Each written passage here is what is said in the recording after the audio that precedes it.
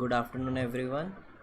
Now, I hope you can hear me. If you have problem in the audio, please tell me. Okay. Mm, Um, okay, we'll be starting in a few minutes. Now, this is not a regular lecture or something. This is going to be a revision course. So, therefore, I am expecting that you have already studied everything. I'll be talking about the important points to take care and how to write it in your examination and what kind of questions you may expect, or what are the difficult questions that you should always keep in mind. These are the kind of things that I will be talking about in our revision lectures. Okay, now first of all, most of you might have this 2019 book. Okay, in this chapter 1 has been removed, this data analysis has been removed. Okay, and other than that, we have chapter 2 and chapter 3 as our theory chapters. In this, chapter 3 is all about whatever we will be studying here in this course, and chapter 2 is also not very difficult. All you have to do is just read it once. Okay, first of all, I don't give too much attention to theory chapters, just because if you have completed your other chapters very well, you would not have any difficulty in theory chapters. Okay, most of the questions that you get about theory chapter is all about what you will be studying throughout your course. Okay, so anyways, even here I will not be concentrating on the theory chapters. I can just tell you that just read them, just read the questions at the back, and you will get an idea about what kind of questions you might get in the theory. Okay, now other than that, if we talk about time value of money, okay, so we'll start with our time value of money. Okay,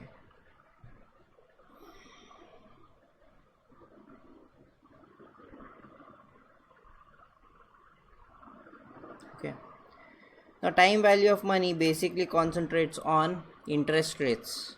Here we study our simple interest, compound interest, okay, discounting factor, okay, our rate of discount, okay, simple rate of discount, accumulation factor, effective rate of interest. These are the points that we basically talk about in these chapters. Okay, a few formulas. Now, a lot of you are worried about what kind of MCQs we are going to see. Now, first of all, do not concentrate on MCQs and stuff. MCQs is just so that it makes it easier for us to write it in Word. Okay, so you may expect 0 to 40%. They are saying up to 40 marks you can expect on MCQs. That does not mean that they will give you MCQs of 40 marks. I'm very much skeptical they will not give you MCQs of 40 marks. Okay, they will give you maybe about 10 to 15 marks of MCQs. Okay, not more than that. In that MCQs, what you can expect is these kind of small sums, where we are talking about conversion of our rate of interest, conversion of our nominal rate of interest to, let's say, some kind of rate of discount or whatever. These kind of questions you may expect in MCQs. So very basic questions where they understand that you don't need to write your formulas. That is what kind of questions you can expect in your MCQs. Okay, here these type of questions where you have direct conversions, they understand what kind of formula you are applying if your answer is correct. So those kind of questions you can expect when we are talking about our MCQs. Okay. Other than that, what they can do is they can take a big question in which, especially the integration type of questions, in which they will just give you options of your solution, so that you do not have to write that integration type of answers. Okay, now how to write the paper, they have not specifically specified what kind of notations we'll be using, but they said any general notations can be used. So notations that are given by IFOA, that are also valid, you can use that. If you have already studied how equation editor works, you can use that. But if you have not practiced equation editor very well, it takes a long time to, you know, get a hold of it, or to write it in equation editor very fast. So do not expect that you will be learning equation editor within a few days or something. Okay, it is not going to happen. It takes at least a few months to learn it very well, so that you have speed in it. So if you never use equation editor or hardly use equation editor, do not try to use equation editor in your examination. Okay, of course you can use it for small notations or small symbols. You can definitely use equation editor. Okay, now here I have taken a few examples in which I have written answers in equation editor, as well as I have written answers without equation editor, and I'll be showing you both of them. Okay, so if I say let's say that you know, we have some kind of questions of interest rate. So you can see here I have taken a basic question where I have said 1000 1 plus NI, simple rate of interest. Okay, so this is how you can solve it. Compound rate of interest, this is how you can solve it. Now I have given you all the videos on how to write these kind of terms. You know, all these terms I have you know, you can definitely check that out in the email. I have shown you how to write your notations and stuff. Okay, now this is what equation editor gives you. Okay, these kind of symbols, these kind of you know, what do we say, freedom to write it in different forms. Okay, in which you can write integration and stuff.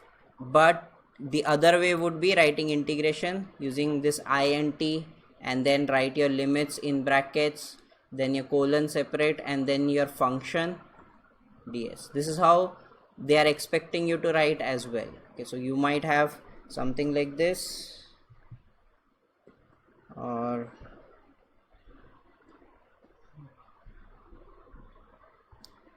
let me just search integration sum.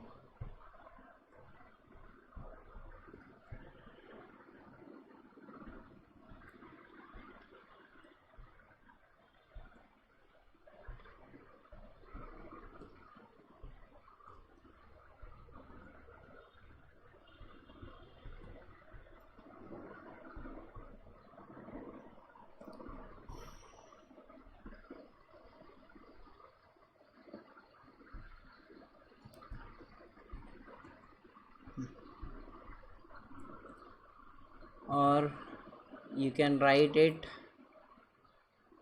in such way, okay, where you can see that I have written in terms of integration. This is by using equation editor. Okay, obviously this seems much you know, better to look at than, you know, than this. Okay, but believe me, it takes a lot of time to write it in this particular form. Okay, so for later on, after your you know, examination is over, then I've even made how to write equation editor, how to use equation editor, how to use all the shortcuts of equation editor. Those kind of videos I have also made, so you can check that out later on as well. Okay, so right now don't think about equation editor if you have not used equation editor before. Okay,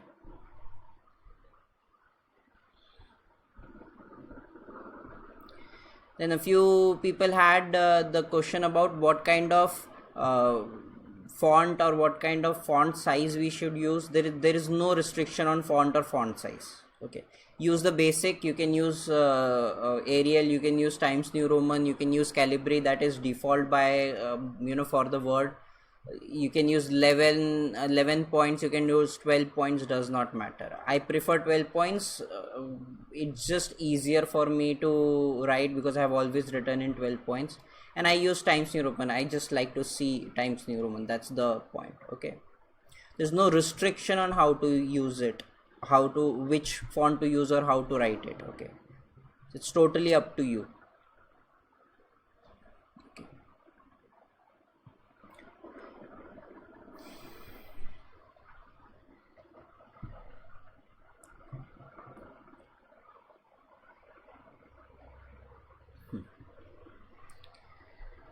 Now basically your nominal rate of interest and effective rate of interest you have to take care of, force of interest you have to take care of, right?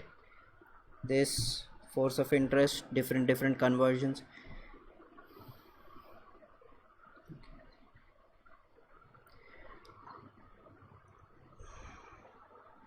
Then we have our accumulation factor. These are the types of sum that we have to take care of whenever we are talking about accumulation. Okay, anyways, in later on chapter we get in chapter 5 they are much better explained, so I'll be talking about those then. Okay, now chapter 6 is about real rate of interest. It's just talking about how real rate of interest or inflation works. Okay, inflation is used directly in chapter 13, okay, in our bonds chapter. Okay, before that we don't even use inflation. Okay, so this is just talking about different kinds of ways inflation works. Okay, chapter 7 is where we see our what do we say, discounting and accumulation, where we have multiple cash flows, discrete cash flows and continuous cash flows. Okay, so where we have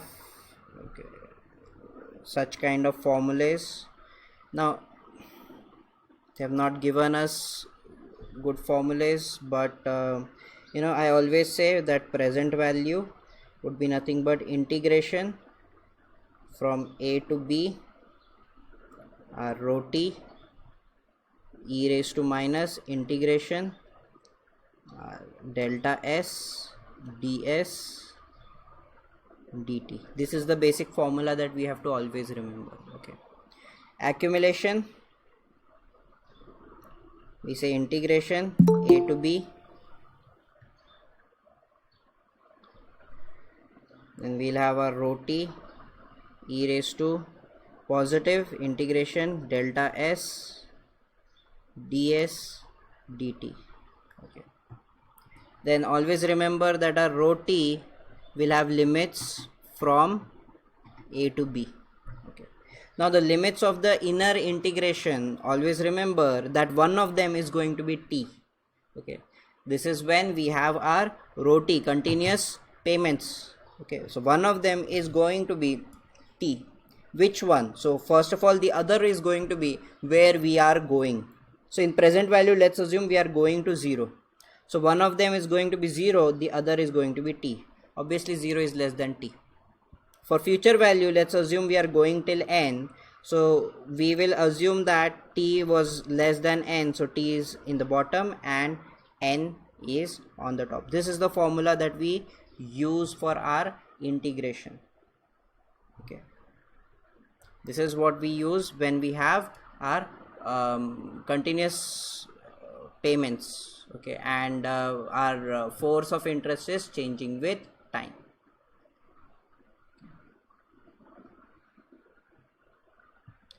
Here I have taken this example where we have force of interest delta t is a function of time at any time t measured like this. Derive and simplify as far as possible the expression of Vt, where Vt is nothing but the present value of unit sum of money due at time t. So this is a very typical type of a question where they are asking us to find Vt. Now in this case, because we have two different times, 0 to 10 and greater than 10, we have two different Vt's. First, that would be 0 to 10 when time is between 0 to 10, and the second when time is greater than 10. How do we derive Vt? We say it is going to be nothing but e raised to our integration of, we are going from 0 to t because our lower limit here is 0, and we are going till a general value t that is going to be between 0 and 10. Okay, and between that, this is the function that we have. Okay,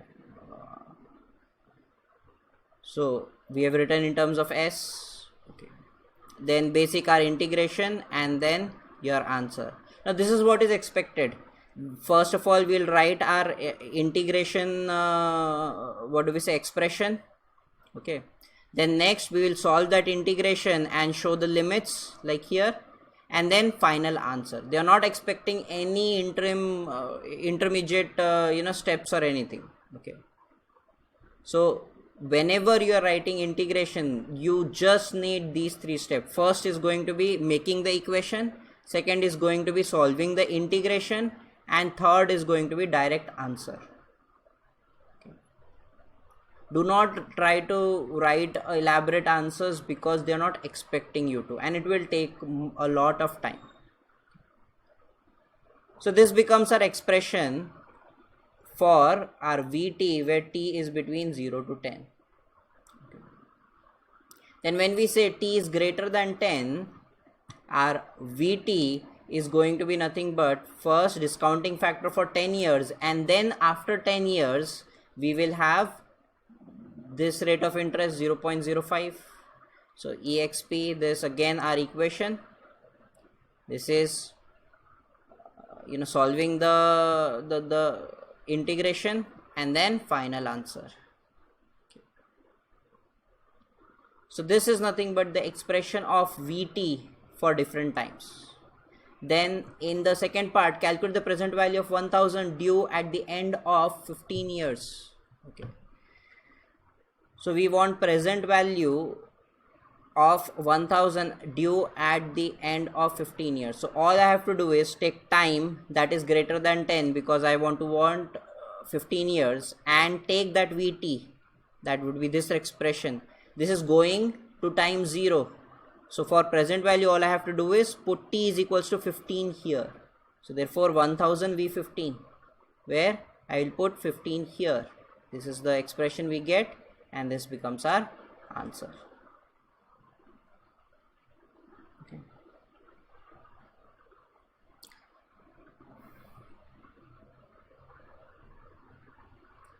Now if you have any doubts anytime, just you can unmute yourself and talk to me, or you can write in the chat, whichever you feel comfortable. Okay, I am constantly monitoring the chat, so that if you have any doubts, you can definitely ask me. Okay.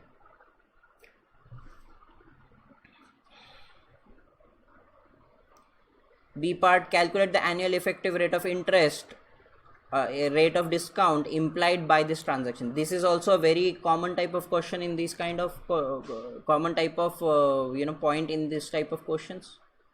Now here all you have to take into account is your present value and your future value. You know that future value was 1000 and present value is what we have already calculated. This is for these particular 15 years, time 0 to time 15.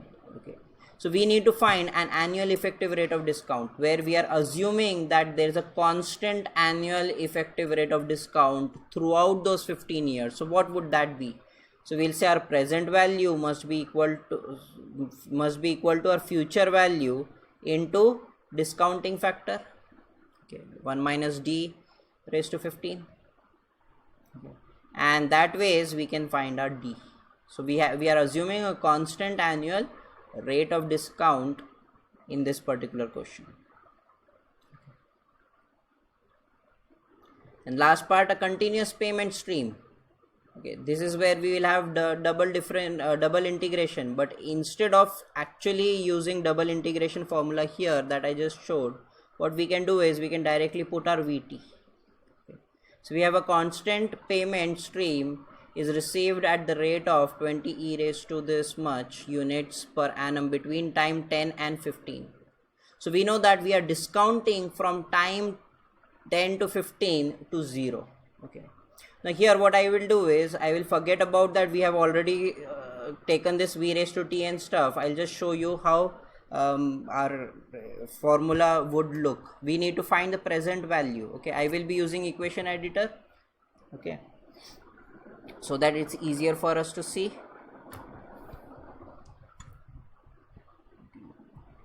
So our payment stream, what do we say, the first integration will have its limits of our payment stream, that is 10 to 15. So we'll have 10, 15, and here we will have our rho t. Okay, so rho t is nothing but our 20 e raised to minus 0.01 t. Okay, So this becomes our payment stream, rho t. And the second would be, we will have e raised to integration. So here instead of writing e raised to integration, I'll write exp brackets, and here I'll write our integration, second integration. In the second integration, our limits, because we are going for present value, first of all we'll have a negative sign, so I'll put minus here, and the limits are going to go, we are going to 0 from t. Okay, so upper limit would be t and the lower limit would be 0, and then we will have our delta s. I will just write delta s right now.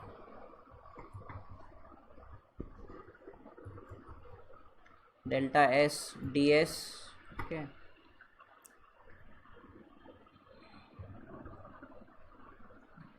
this becomes our e raised to or you can say discounting factor, and then we will have our dt.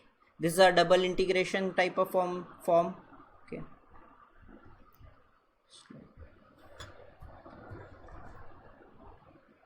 okay. Now here first we will have to solve this integration. Now in this integration, first of all we are going from time t to 0. Now you can see that our time t is between 10 and 15. Always remember, our variable t is for this integral, and therefore the values of t is between 10 and 15 at any given point in time. We are going till 0. Okay, so we will have to divide, we'll have to change our function depending on what time we are at. But because our t is always between 10 and 15, I can assume, let's say 14.75. So I will go from 14.75 to 10 and then 10 to 0. Okay, so my expression, what I'll do is just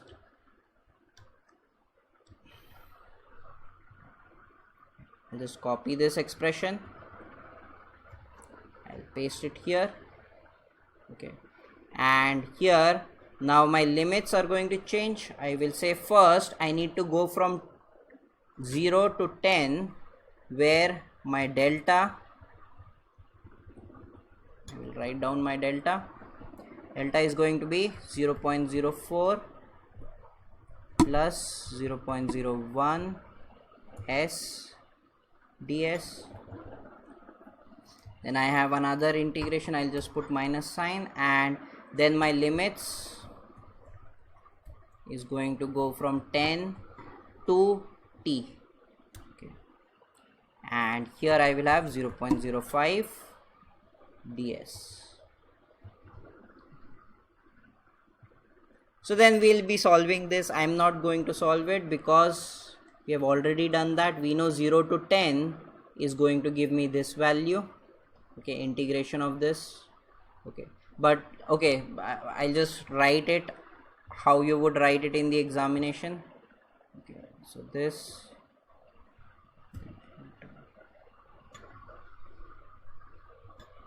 I will again need half of it at least. I do not need now integration because I am assuming that I have solved it.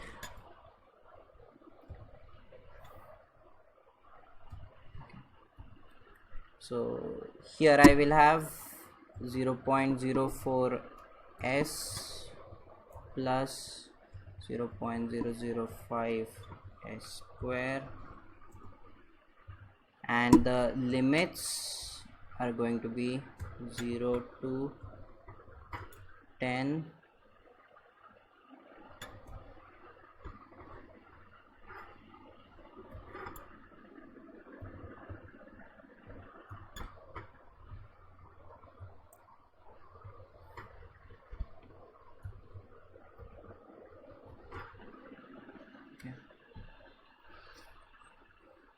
So this is after solving our first integration.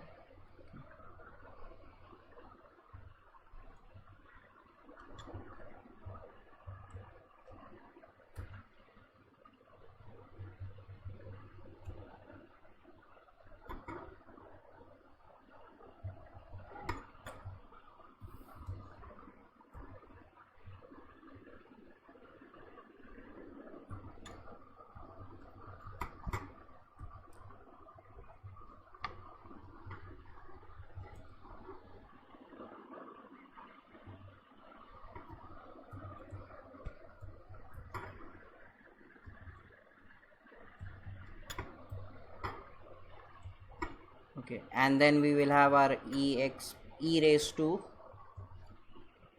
and we'll basically have this term, this, right, e raised to minus 0.4 minus 0.05 t.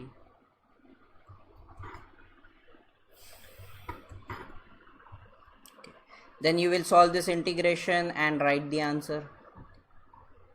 So I'm not going any further. Okay, you understand how to write these kinds of sums, but as I'm saying that I'm expecting that they might give you these kind of questions, sort of MCQs, maybe not MCQs but objectives. Okay, if you have seen UK paper that I will also show you tomorrow, not today. Okay, in that what they have done is they have given you an expression of integration, and then they have asked what would be this limit, what would be this limit, what would be this value, what would be this value, and so on.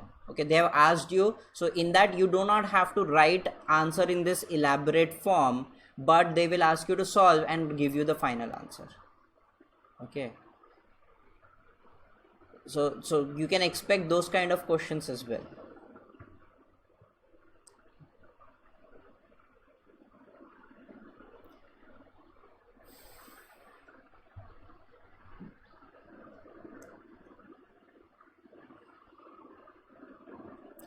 Next, let's talk about annuity. Annuity are basic forms of annuity.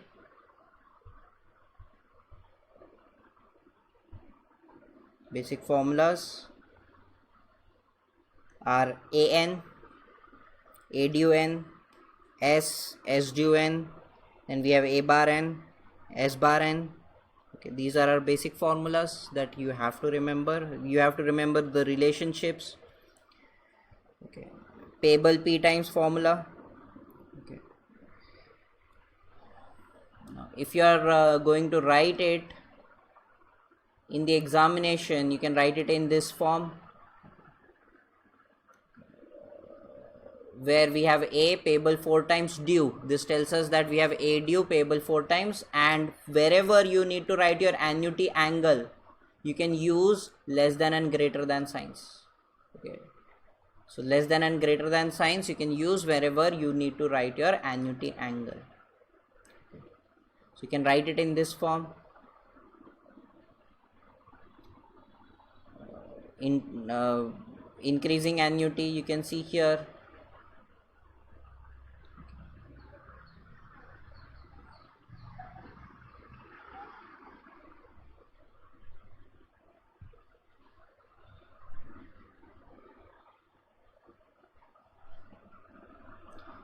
We have our perpetuity. Okay, perpetuity formulas. We have our deferred annuity. Okay, now I do not expect anyone to write it in this form, although you can, but wherever I need to write my deferred annuity, I always write it in this form. Okay, V raised to M, AN. So just write it in that form. Okay. I am hoping you are you have done a lot of typing practice, because it's going to be a lengthy paper, because they will try not to give you very lengthy paper, but because we do not have much practice in typing online, that is why it may feel like very lengthy paper.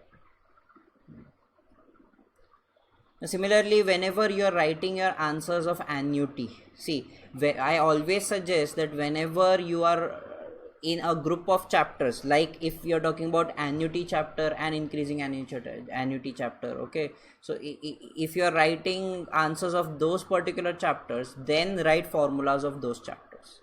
If you are gone to project appraisal, you do not need to write the formula of annuities in that particular chapter. Okay, so you can skip writing complex formulas like these in your later chapters. Okay, and they know that formulas are not necessary. Okay, but if you are writing, if it's just basic question of annuity or increasing annuity, then write those formulas. Okay.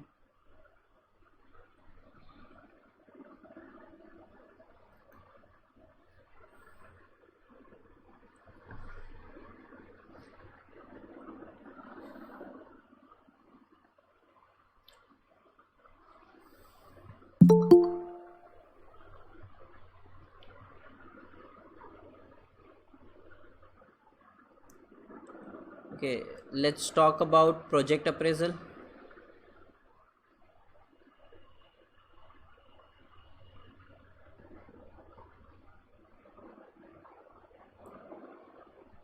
Okay.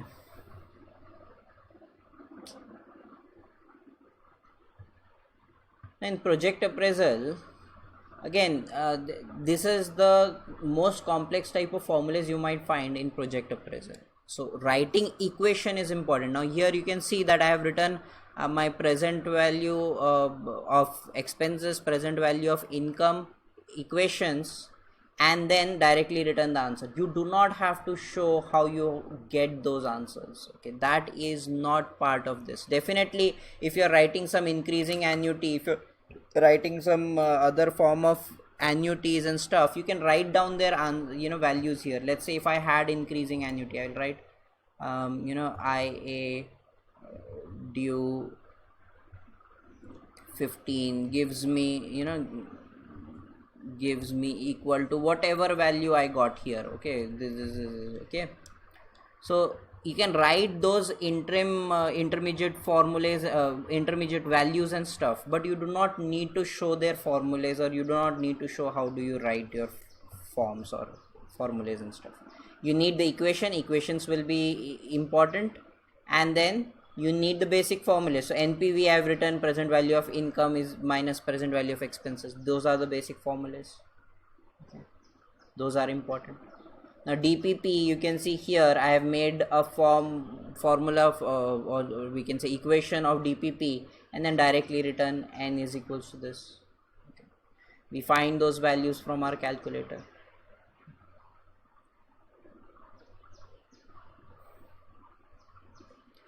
I'll just take another example and show you. Just give me 1 minute.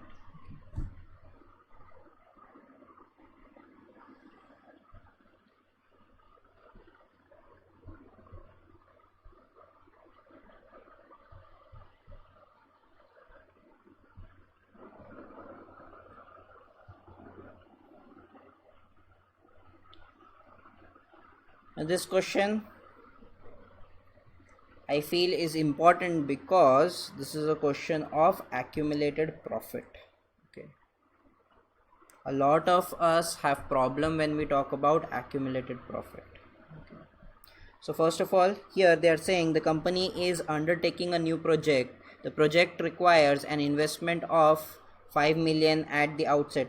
Now see, whenever I see a question, I see first what do we need to find. That ways I understand, okay, what kind of question it is.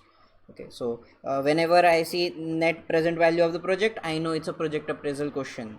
Here I need to find NPV, then DPP, and then I need accumulated profit. I'm like, okay, that means first I need to make equations of net present value, then I go on and read the question. Okay, then I say the project requires an investment of 5 million, so I can directly first write that my present value of expenses is going to be 5 million, followed by 3 million 3 months later, so plus 3 v raised to 3 by 12.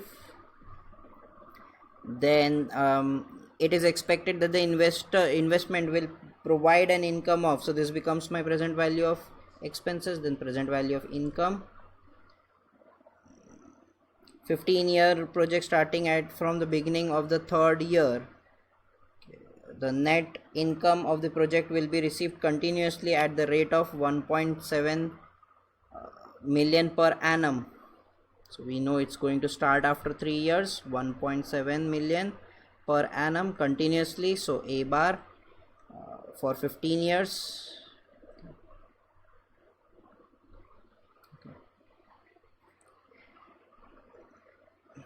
15 years, the net income of the project will be received continuously at the rate of the at the end of 15 years there will be no further income from the investment.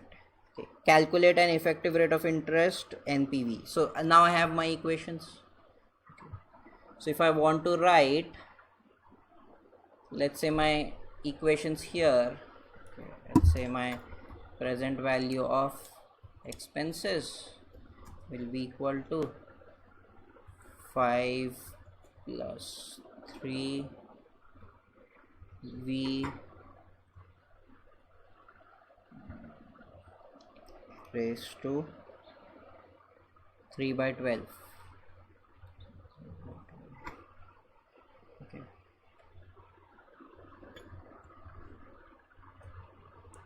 And present value of income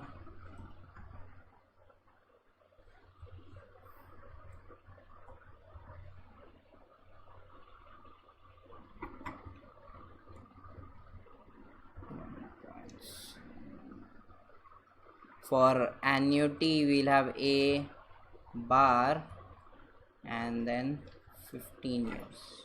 Okay.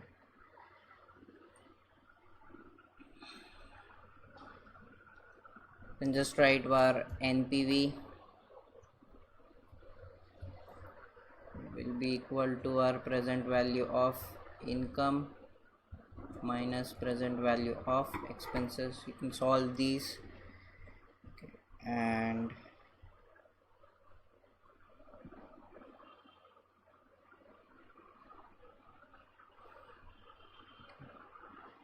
write your values here. Okay. I'll just write down the answer. We have 3.283 million.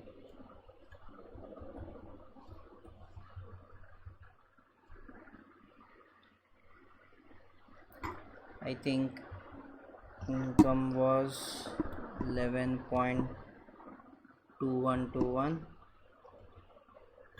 and expenses were 7.929.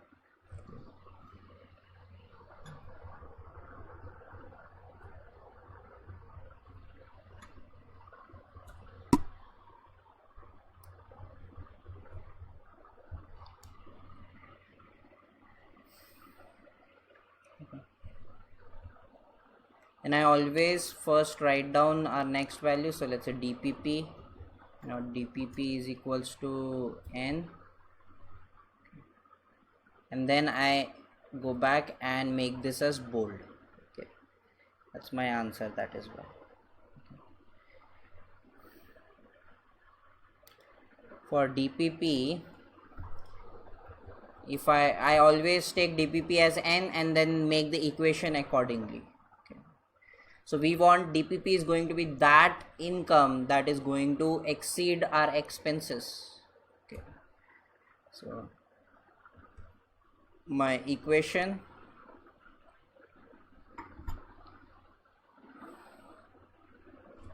I have this, and my this starts after 3 years, so I'll say N minus 3.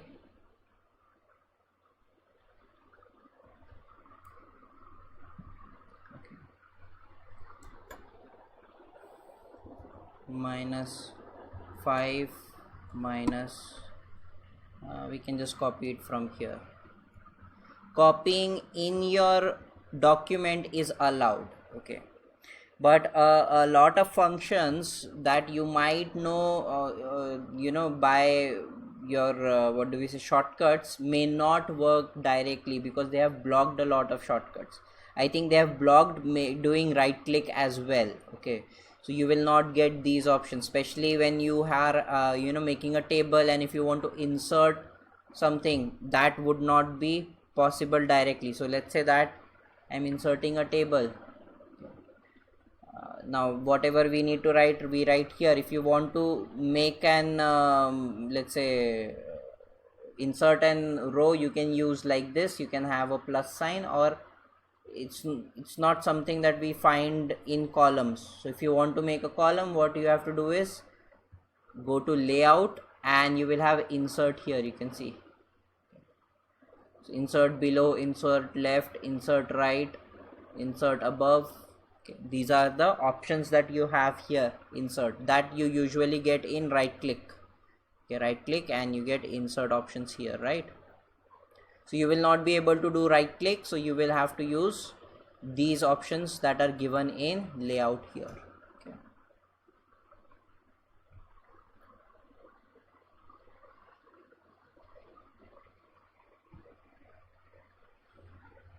So this is how we'll write our equations. This is how we'll write our answers.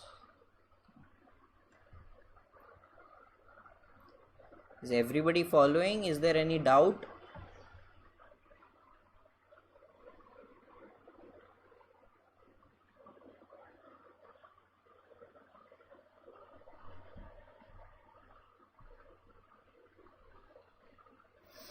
Now, accumulated profit.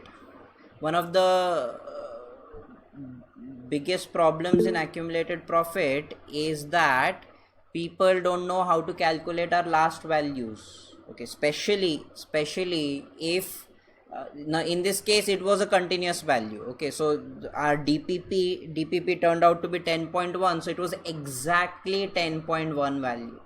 But if I say that the payments were in arrears, okay, so if I just change this question and say payments were in arrears, what happens is then my answer would be 10.5, right?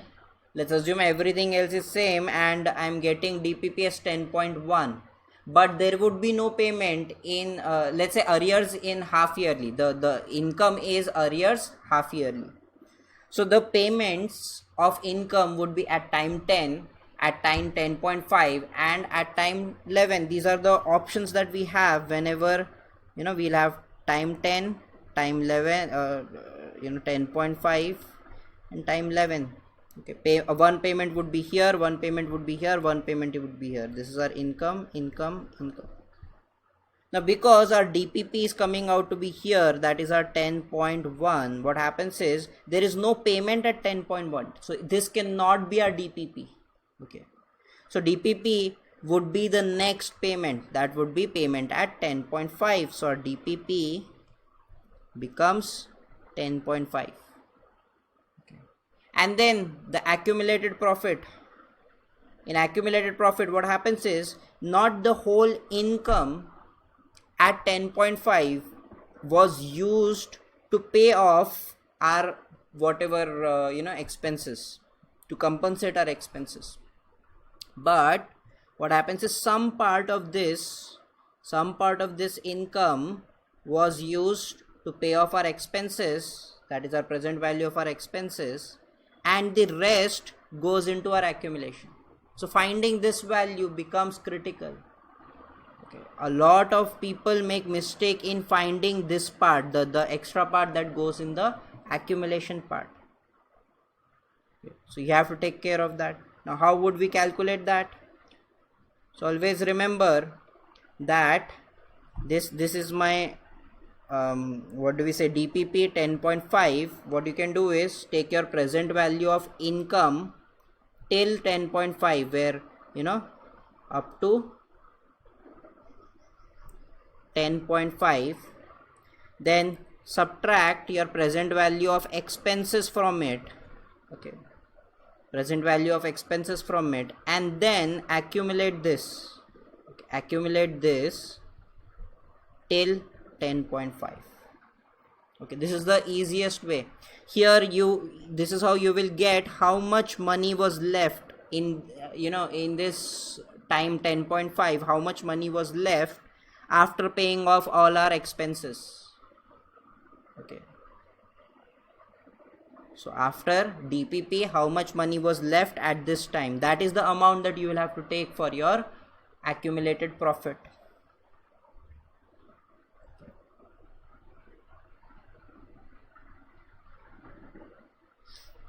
Okay, or I'll just keep it here like this. Okay, this is how we find how much extra amount was left in that last payment, in that DPP payment.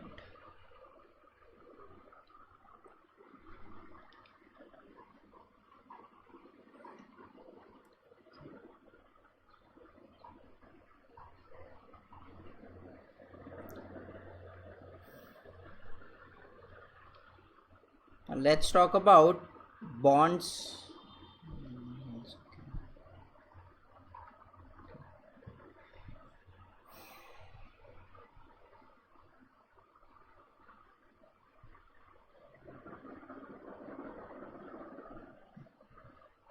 In our bonds, there are so many different kinds of questions that we can get.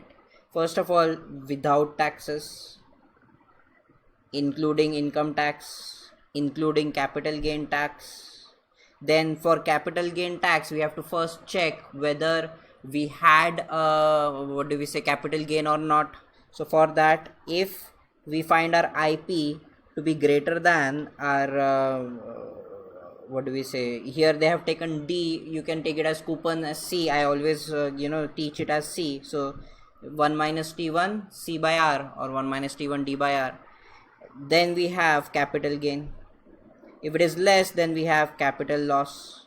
Now this never happens, so you don't have to worry about this. They will not give you question of neither capital gain nor capital loss. Okay. So if we have capital gain or if we have capital loss, depending on that, we will include this or do not include this. Okay.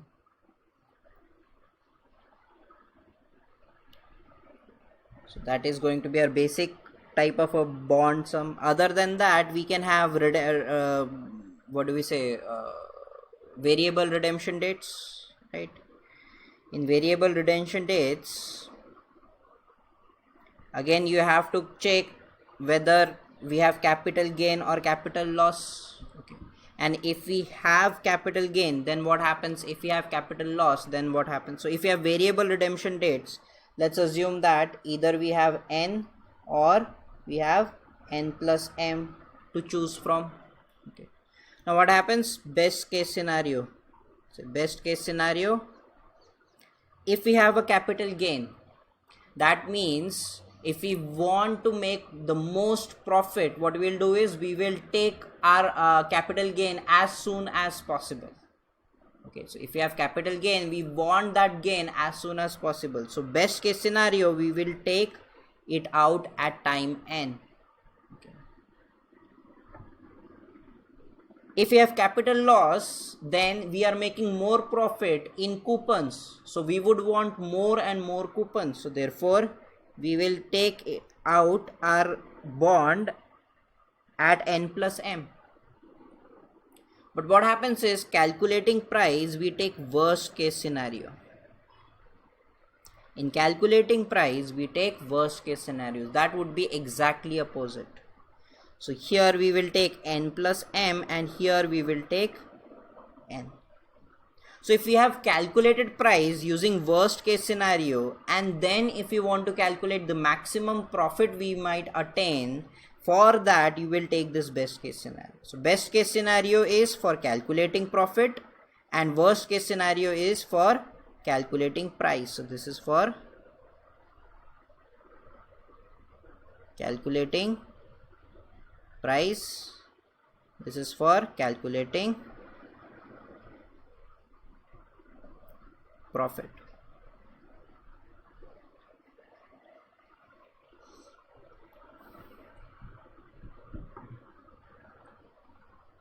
Okay.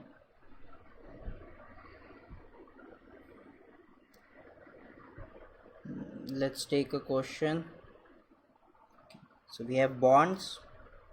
An investor purchased a bond with exactly 15 years to redemption. The bond redeemable at par has gross redemption yield of 5% per annum effective.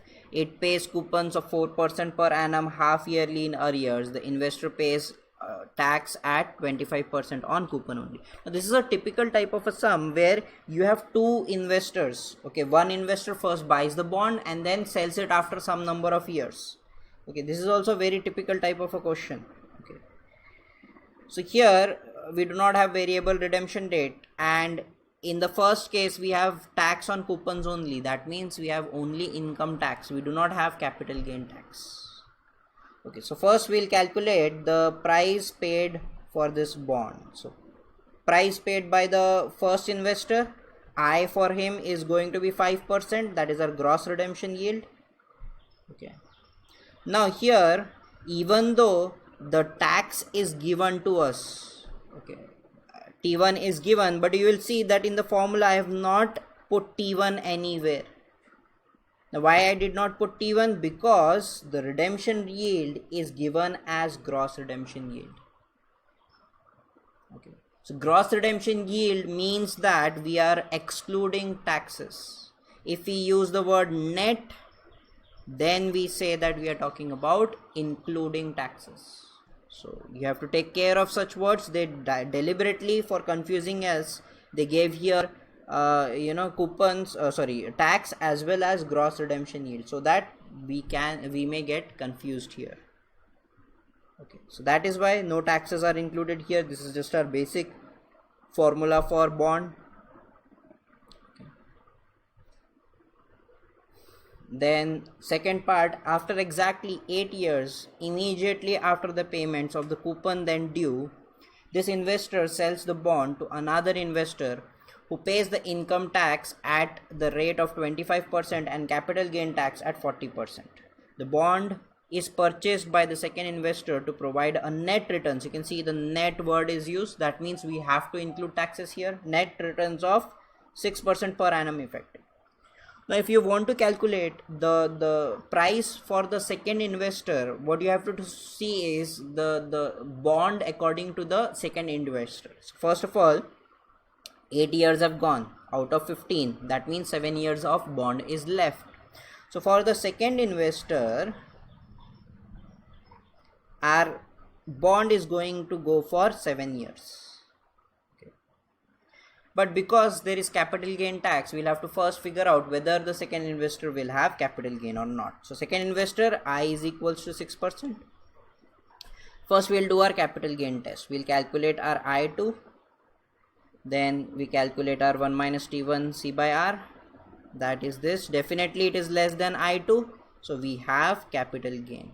If we have capital gain, then we'll include our capital gain tax, 40% of capital gain tax on only capital gain. So this is our redemption and this is going to be our price.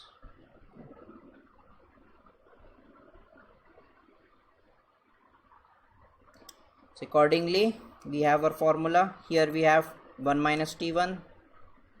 Here this is our T2. Okay,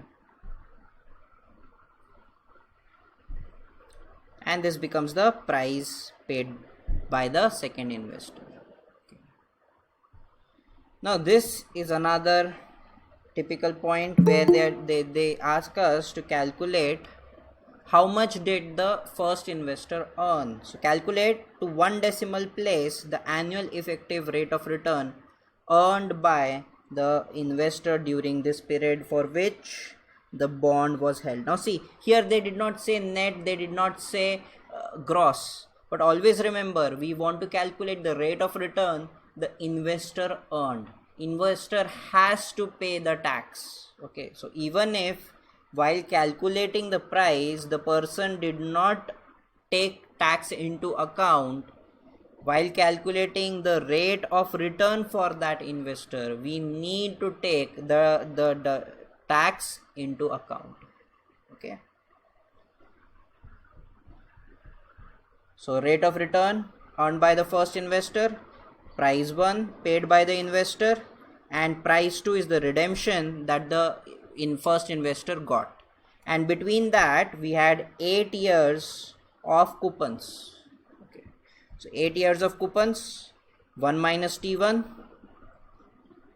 8 years of coupons, and there is no capital gain tax for first investor.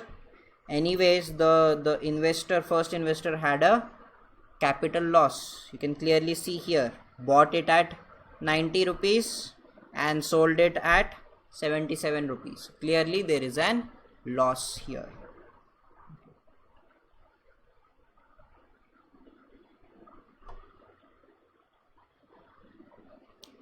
right? So anyways, this is how we will find our rate of interest. Now whenever you have such complex equations where you need to find I will just show you in our calculator how to find that. We use tables. So we have our table function. Mod 3 gives us our table function. Okay, in that, first of all, we write our equation. Always write the equation in the form of given minus this part. Okay, so that we have equal to 0. So I'll have 0.75 into 4 into this. I will have 1 minus. I always take 1 plus I as x. 1 plus I as x because it's easier to write. So I will have alpha x raised to minus 8, and in the denominator we need I2. I will write the formula for I2 as 2 times 1 plus I. Instead of 1 plus I will have x minus x raised to 1 by 2 minus 1. This is the formula for I2. It's a 2 into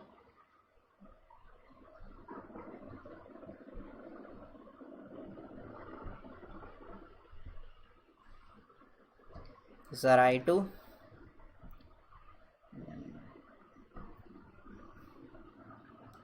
P2 was 77.5207 divided by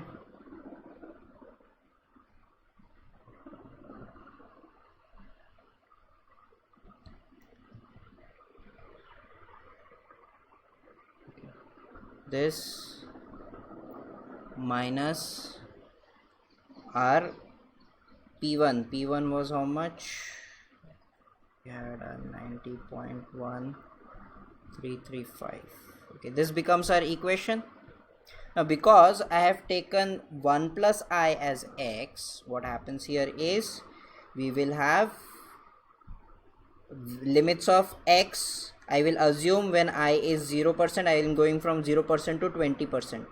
So x is going to be nothing but 1 to the highest value that I will get is going to be 1.2. That is basically because our calculator only takes 20 values, so the difference between this must be 20, not more than that.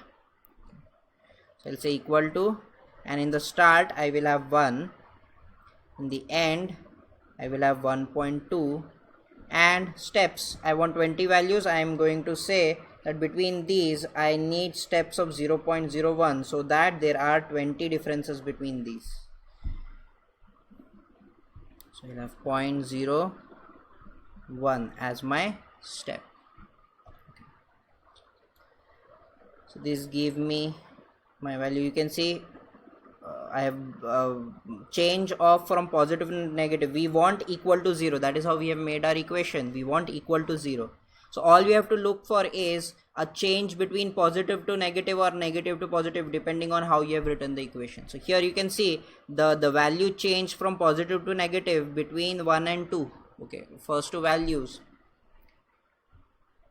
So my limits are 1.01 and 1.02. My answer is between these. Now usually what everybody is taught is, after finding these two values, just take into account the values that is are 4.4678 and minus 1.8845, and then do interpolation between these two. But you do not actually need to do interpolation. If you press AC, you get the equation again, and all you can do is take these as your limits. It's equal to, and your start, put this value again, end, this value, that would be this end, and get our steps. First our steps was 0.01. Here if I take 0.01, these are the only two values that I'm going to get. Instead of that, I will take steps as 0.001. Okay, so I'll have 0.01. So it goes one step further. Now you can see the values are between 1.01, then 1.011, 1.012, and so on. So here I can see where I get my change from positive to negative. Here you can see 1.6 and 1.7. These are the values where I am getting change. Okay, and clearly 1.7 is more closer to my answer, my, what do we say, 0 rather than 1.016. okay, so you can go one further and find how many ever decimal points you want. So I prefer writing answers in 2 decimal points whenever we are talking about rate of interest. So for that, what I'll do is I'll go one further. So for that I have 1.016 as my limit and 1.017 as my limit. Okay, and now my step is going to be 0.0001. Press AC. I get my equation back again. I will say equal to, my start is going to be 1.016, end would be 1.017, and steps is going to be 0001. And again I am checking for positive to negative, and you can see 1.169 is more closer to 0 than 17 rather. So my answer is 1.96%, because this was nothing but x is our 1 plus I, that came out to be 1.0169. so our I is nothing but 1.69. although the question said up to 1 decimal point, so you could have directly written your answer according to your previous step and got 1.7 as your answer, and that would be acceptable. Okay, because they say up to 1 decimal point. I was just showing you the method, that is why I have taken up to 2 decimal points.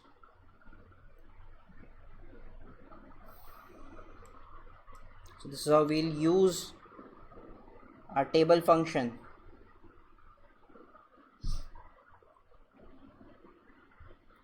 Okay.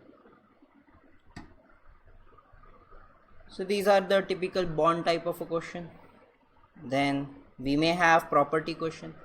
The property question is basically those type of question where we'll have to combine our knowledge about, what do we say, increasing annuity. Okay.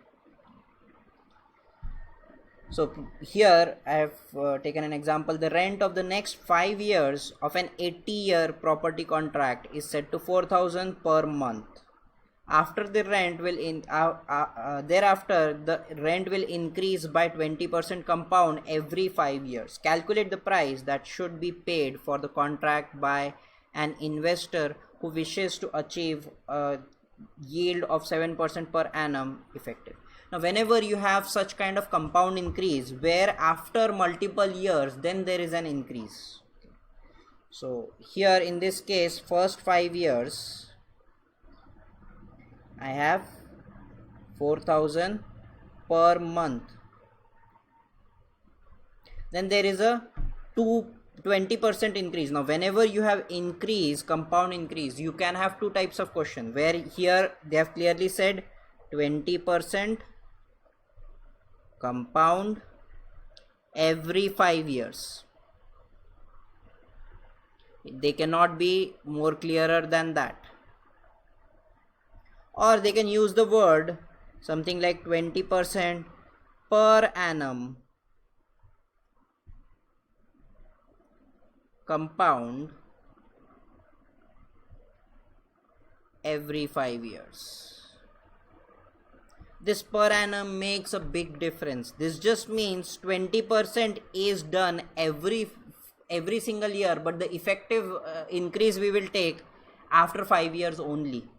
Okay, so how does the equation change in both of these? First of all, 20% compound increase, we are saying 4,000 per month stays constant throughout. That becomes nothing but 48,000 per annum, and for the first 5 years we will have this. Okay. Then for the next 5 years, after 5 years there is an increase of 1.2, and then we'll have our A5 payable 12 times. Okay, because 5 years, then it will stay constant. For 5 to 10 we will have 1.2 into 4000 per month. After 10 to 15 we'll have 1.2 square into 4000 per month. Okay, and so on. This goes on till the last years. How do we get what are the values of the last year? Always take time into consideration. This is time between 0 to 5. This is time between 0 to 5 to 10. Here we had our v raised to 5. This was the equation for time between 10 to 15. Here we had v raised to 10 and then a5. So for the last 5 years, that would be our 75 to 80, we will have v raised to 75. Then relatively, then find the other values. First of all, this is not changing, so this is as it is. We need to find how many years will have, how many values will have here increase. Okay, so you can see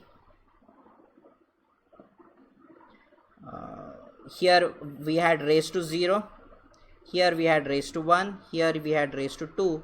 So in all of these cases, wherever I had v, I have divided it by 5 and I got the raised to value here.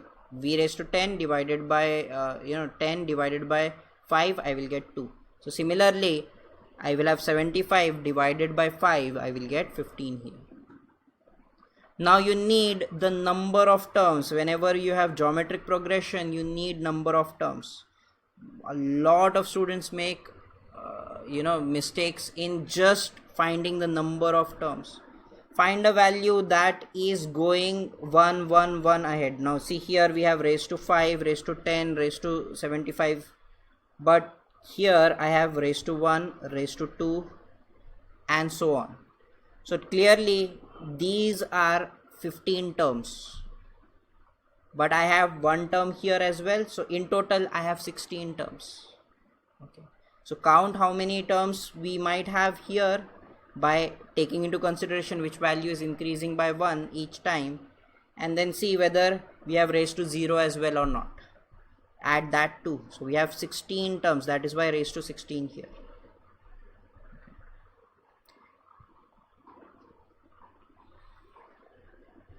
Okay, now if they wrote something like this, that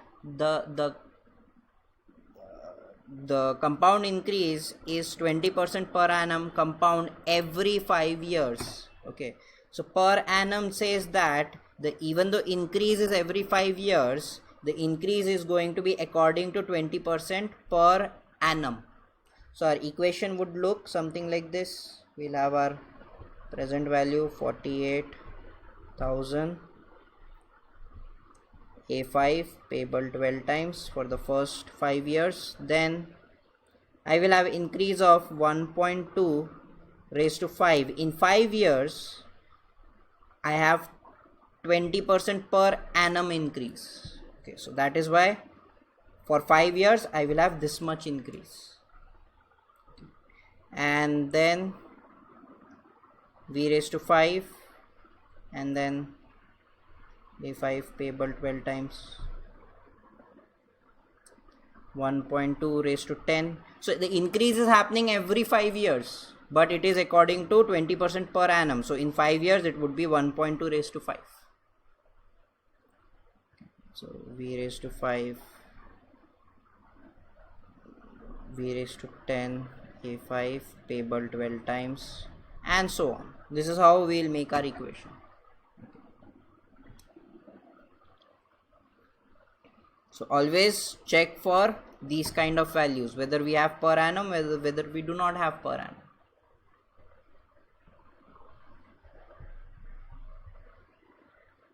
And we may have sums of equity.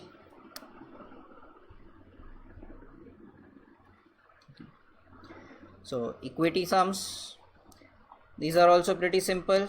You have to take into account one thing, that is going to be our ex dividend. I hope they have written something about ex dividend here.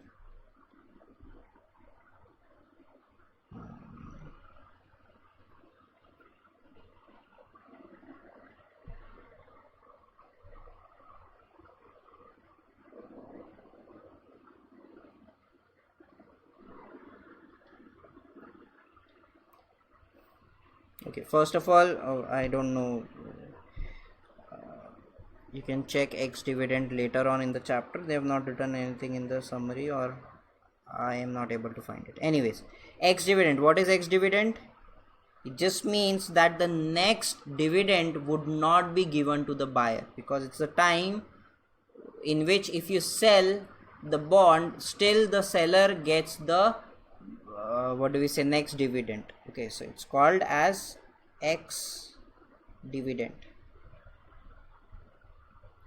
Bond has been sold, ex dividend, that means the next dividend would not be given. Okay, so it's usually in a few months. That is how that is why the bond, the next dividend is not given to the buyer, it's given to the seller. So you have to calculate when would be the next dividend that the buyer would get, because you need to calculate the price according to the buyer. So usually what happens is there's a growth rate given. So the value that would be given would be of the previous dividend. So previous dividend is, let's say, D. The dividend that next we are going to get is we are going to see is going to be D1 plus G.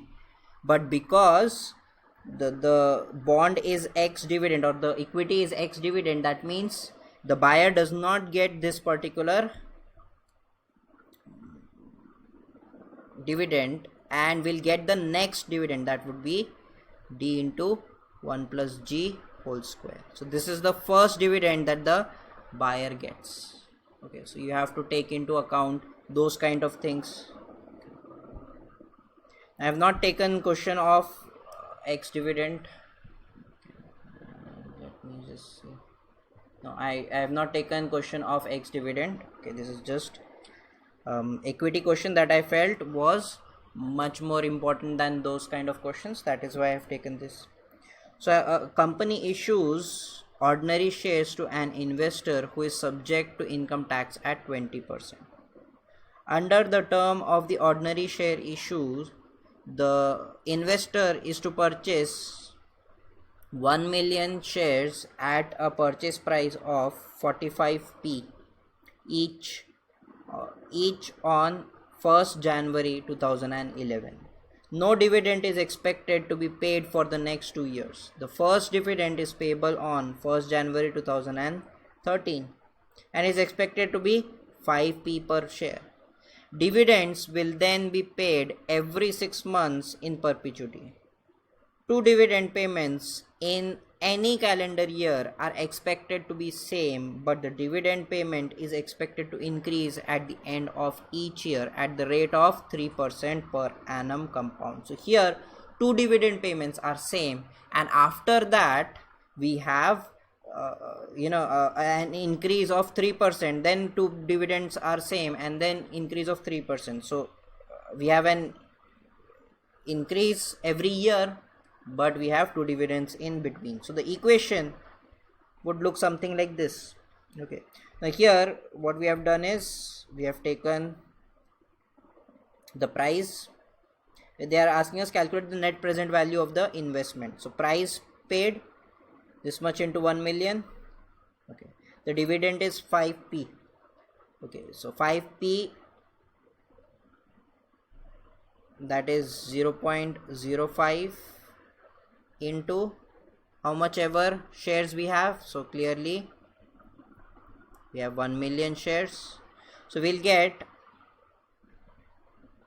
50,000 as dividend each year. Okay,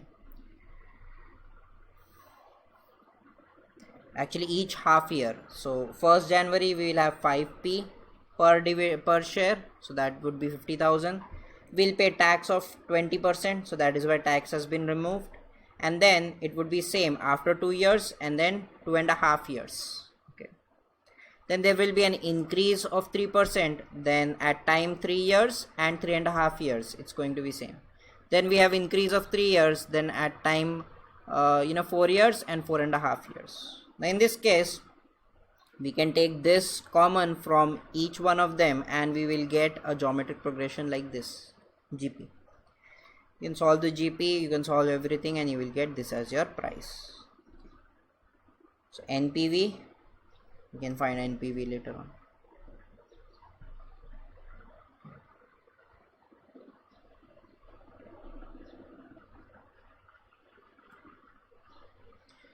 Then the most confusing question of this chapter is going to be our index linked bond. I have taken same question and I have made two variations of that question. Okay, so here we have a government of a country issues at par index linked bond in April 2008 with maturity after exactly 3 years and the coupon 8.25% per annum, payable yearly in arrears. The coupons and redemption amount are linked to an inflation index with 1 year time lag. Whenever you have a time lag question, most likely we will be making such kind of tables. Okay, so we have our index values given. First, they are asking us to find the inflation rate per annum for each year implied by the above table of indices. Now, these kind of questions, wherever we need to make tables and use those values of table again and again, I prefer to use Excel. Now, we cannot directly use Excel in our examination, part A examination, but we can make an Excel table inside our Word. How? I will show you. It's insert and we'll go to table, and in this table we have Excel spreadsheet. You may not be able to see, it's not showing up here, okay, but if you click table and go down, you have Excel spreadsheet. You just give me 1 minute. Okay, it's just a different window.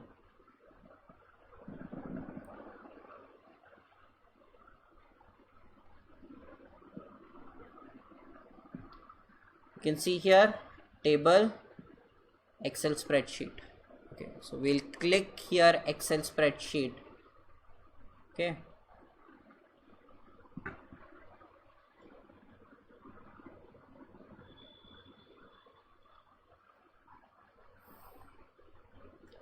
if you click Excel spreadsheet,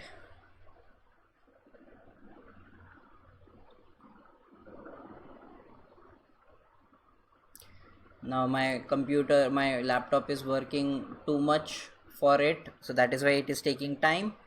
Depends on how good your laptop is, how fast your laptop is. It usually does not take much time. Yes, it is allowed. Now see, spreadsheet is something different. Spreadsheet means that you are using Excel. Okay, now clearly they have not said anything about the Excel spreadsheet function inside the Word. Okay, so this is allowed because this is an integrated part of Word. We are not using something from outside. Okay, so that is why this is allowed. If you actually see that they have mentioned that do not use Excel spreadsheet function in the table of Word, or integrated Excel spreadsheet inside the Word, because I have not seen those words being used. So they are saying that you cannot use Excel and then copy paste it in Word. That is not allowed. But making Excel spreadsheet inside the Word, that is allowed. Okay, if you see such statement somewhere, then definitely tell me also. If they actually use the word that you cannot use Excel spreadsheet inside Word or something like that, then definitely tell me also, because I did not I tried to find anything related to this, but they have not said anything. Okay, they have just said we can use any basic functions of Word except for, you know, translation, what do we say, writing, translation and stuff, whatever, and macros, they are not allowed. Otherwise this Excel spreadsheet is a basic function from 2007. Okay, so we can use this. Okay, now here this works exactly like Excel. Okay, you even have options up here of Excel. Okay, so I'll just tell you how to write, and then make sure that what kind of things that you may you know, take into account whenever you're writing such answer. First of all, I'll say year and index, these are the values given.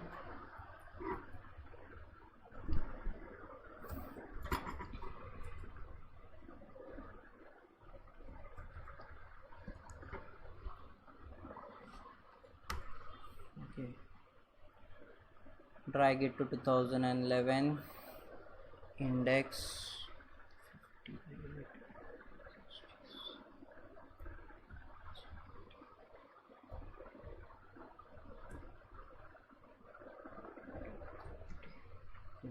These are our index values.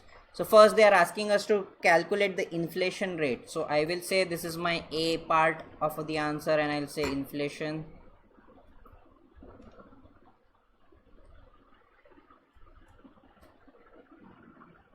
Inflation rate. Now whenever it's going out of my you know, cell, what I do is I use this wrap text, that is this here, wrap text option. Okay, click that, it will.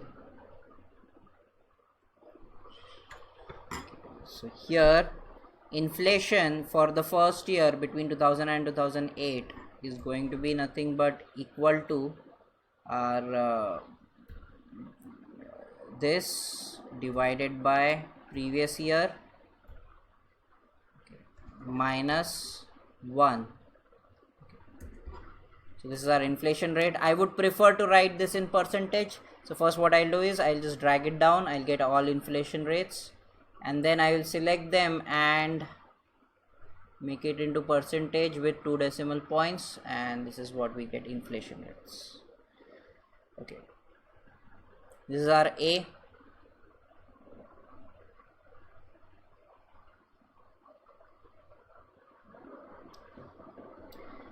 So for our B,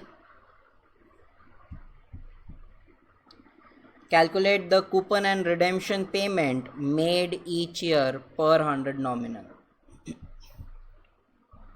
Okay, so coupons were 8.25% and redemption is at par.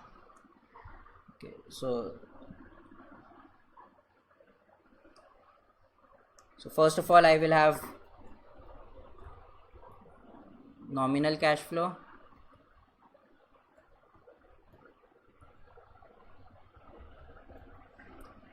then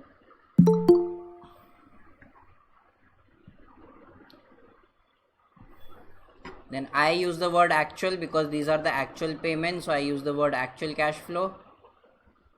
Book uses money cash flow, that is also what you can use. Okay, this is what we need to find. First of all, my nominal payment. Now the coupon, the bond was bought in 2008, so my first coupon payment is going to be in 2009, 8.25%. so I'll say 8.25 is the coupon, 8.25 here as well, and here I will have 108.25. that would be a redemption plus, what do we say, redemption plus coupon. So my actual cash flow, so we have 1 year time lag, so 1 year time lag, so we'll say equal to this into 1 year time lag, so I will have 2008 divided by 2007 index. Okay, so this is the amount that we'll get. Now I would keep my 2007 index constant, so I will put $, $B $3.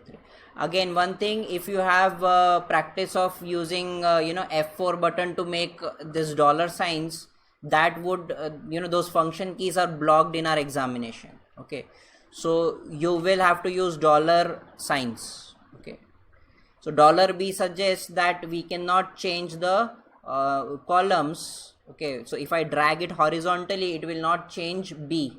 Okay, and $3 suggests that it will not change if I drag it vertically. So you can just write here $3 because we just want no changes in our horizontal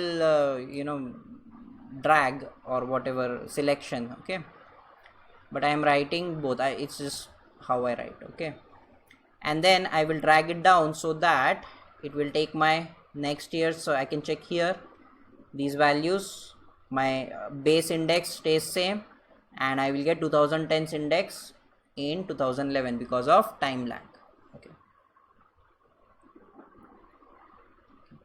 this has become our actual cash flow. You can actually write redemption and separately, okay, because they are asking us coupons and redemptions. You can write them separately down here. Okay. Just write, this is my B, and here we will have real cash flows.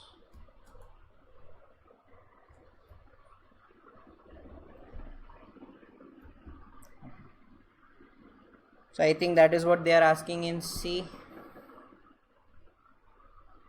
In C part, calculate the coupon and redemption payment expressed in April 2008 money units for an investor who bought the stock in 2008. Okay. So in the third part, we want our real cash flow. So for real cash flow, we will be dividing by the real inflation that we experienced. Okay. So that would be in 2008's money. So we want to fix this particular value. So it's equal to this cash flow into fix this, that would be B4. So $B, $4, and then divided by the current year, that would be 2009. I'll just drag it down for all three. This becomes my real cash flow. This is my C part.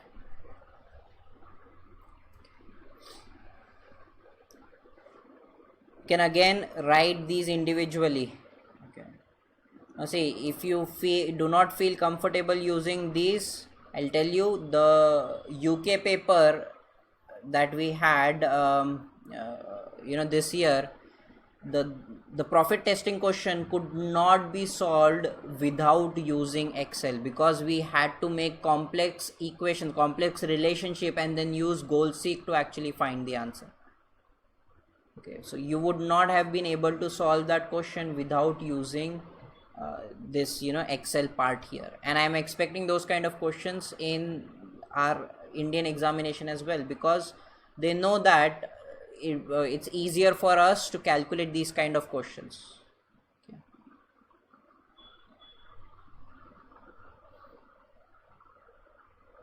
This is our real cash flow.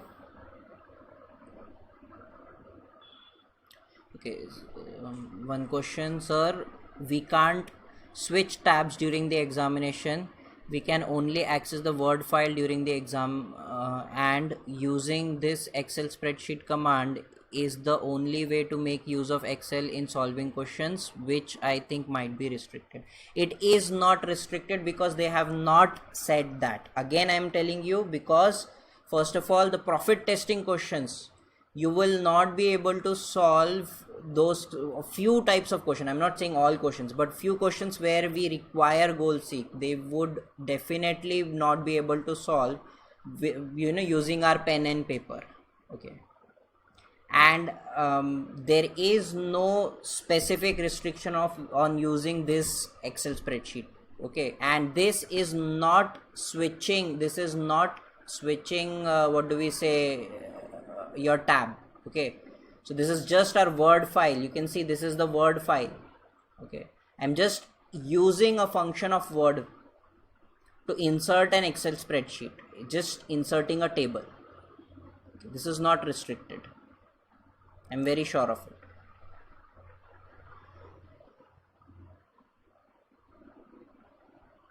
Okay.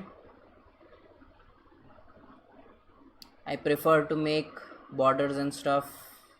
It just looks a little bit better. Now, okay. So the D part says, based on the calculation above, explain whether the investor is fully protected against the inflation. This is a typical answer. Okay, I'll just show you that it is not, the investor is not fully protected. So it says no. From A, we can see that the inflation has been fairly stable from 2007 to 2009. Okay, you can see 2007 to 2009 there's not much difference, but then it leaps to 21% in the last year. So you can see that we have a great what do we say, last year's inflation. Okay, because of the time lag of 1 year in applying the indices, there is no inflation protection in the last year, and thus the real value of the last coupon payment is much lower than the other coupon payments. That you can show easily here. Okay, our nominal, you can compare the nominal values and you can compare the real values in each year. Actually, first year real value is more, but you can see the second year cash flow, the real value is less than 8.25 and the real value is less than 108.25 in the last year as well. So you can clearly say that you're not getting the promised amount. Okay, that is due to taking time, inflation time lag. Okay, so you can write it in your own words. I'm not expecting you to write an essay on it, just 2 lines. Okay, is good enough, explaining that there is a difference between the real values and the nominal cash flow. Okay, now due to the same reason, the real values of the redemption amount has also fallen substantially. So that is how you would write an answer or write these values.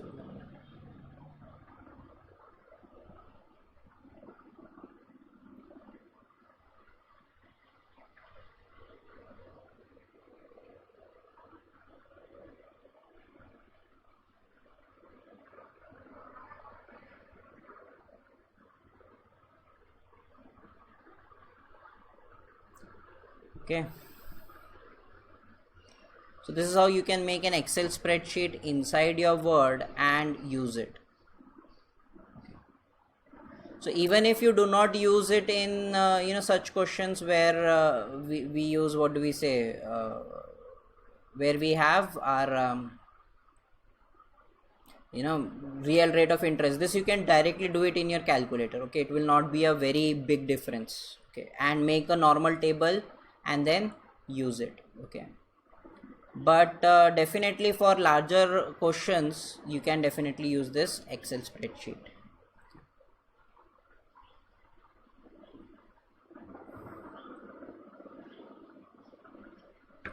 When you click away, this is how the table shows. Okay, one more question from the student. In mock examination we were allowed to use spreadsheet in Word, but as soon as we were using it, the software gets hang and we are not able to do anything further. Okay, so according to some students, but a few students said that you were able to use it properly.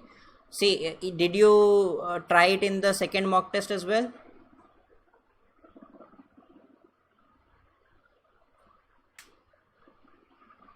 Okay, so if you were finding such a problem that it was hanging, so see, if there is such problem that as soon as you use that function, then the computer was hanging, so don't use that function. Okay, unless and until it is extremely required, don't use it. So you can directly use your calculator and make a normal table and write these values.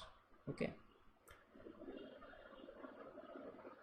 Was there anybody else who tried to use this function and spreadsheet function and had the same problem? That means their computer got hanged or the software got hanged.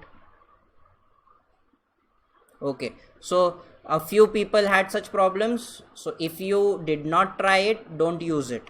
Okay, so okay, forget about this Excel function and stuff. Okay. It happened while creating graph as well. Now see, again, I am not expecting them to give you any question of graph. Okay, so do not CM1 actually does not have graphs, but in CS1 as well, I'm not expecting them to give you any kind of graphs. Okay, so we will not be using graph function anyways.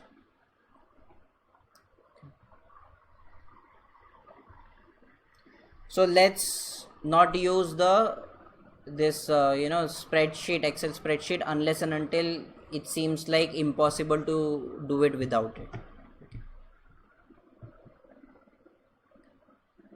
No, steps are not needed because they understand what we are doing. Okay, so you can definitely write the steps, but it is not needed for these kind of questions. Okay.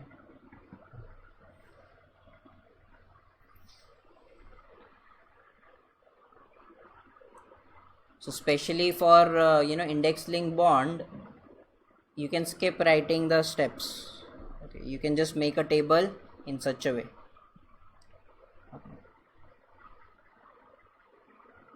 Now see, in this question we had E part, that is an investor has expectation of the inflation index being same as in the above table. Calculate the price he would have paid in order to achieve a gross redemption yield of 7% per annum. Whenever they use the word gross redemption yield or returns or rate of return or whatever, okay, so that means they are talking about the actual cash flows that we have seen. Okay, so you will be taking the actual cash flow and taking the price paid. Okay, actually we have to calculate the price paid. So the equation that I have used here is using this actual cash flow, B part, not the real cash flow. If they use real yield, only then we'll be using our real cash flows. So I have made similar question.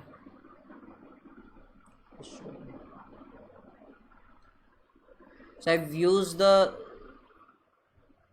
same.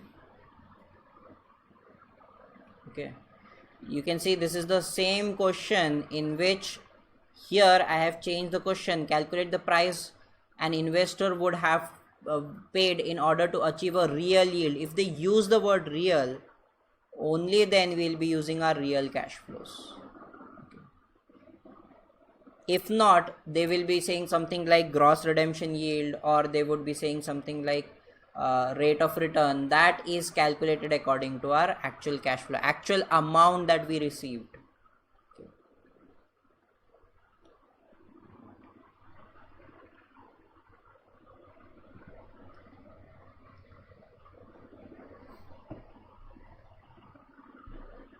Okay, so we'll try to solve all the questions without any Excel support, although I think that is just problem of the software, not any restriction that they have made.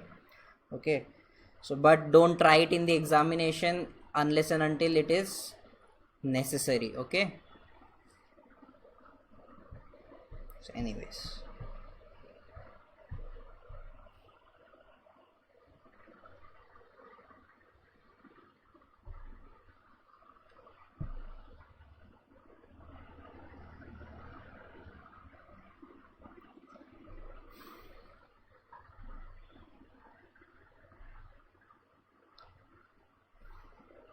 now let's talk about